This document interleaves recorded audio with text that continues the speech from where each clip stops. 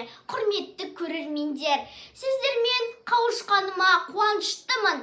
Мен 3-ші сынып оқушысы Нұрлы Нұржанқызы бала тілі бал жобасының жүргізушісімін.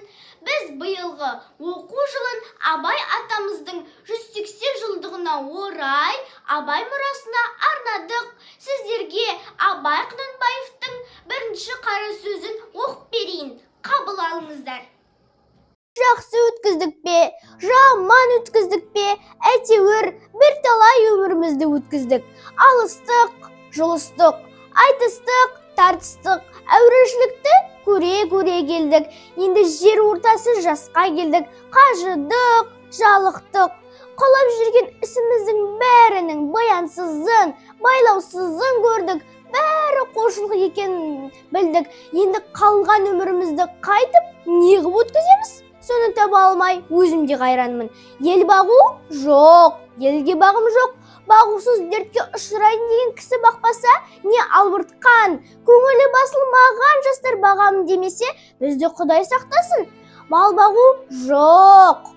Енді қартайғанда қызығын өзің түгер көре алмай тұғын, ұры, залым тілемсектердің азығын бақып беремін деп, қалған аз ғана өмірімді қорқылар жайым жоқ. Ғылым бағу жоқ. Ғылым сөзін сөйлесер адам керек. Білгеніңді кімге үйретерсің, білмегеніңді кімнен сұрарсың. Елсіз күнсізде кезде мені жайып салып, қолына кезін алып отырған не пайдасы бар?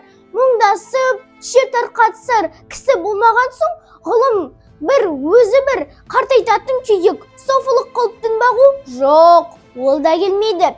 Оғанда тыныштық керек. Не көңілде, не көрген күніңде бір тыныштық жоқ. Осы елде, осы жерде не қылған софылық? Балаларды бағу жоқ. Баға алмаймын. Бағар едім. Қалайша бағудың мәнісін де білмеймін.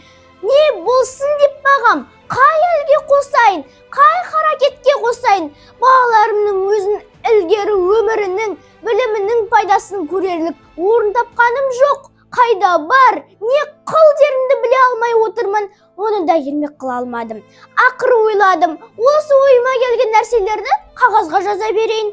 Ақ қағаз бен қара сияны ермек қылайын. Кімде кім ішінен керекті сөз тауып алса, жазып алсын. Я оқысын. Керегі жоқ десе, өз сөзім өзімдікі дедімде, ақыры осыған байладым. Енді мұнан басқа ешбір жұмысым жоқ. Көңіл қойып тыңдағандарыңызға рахмет. Сіздермен бірге болған Нұрлы Нұржан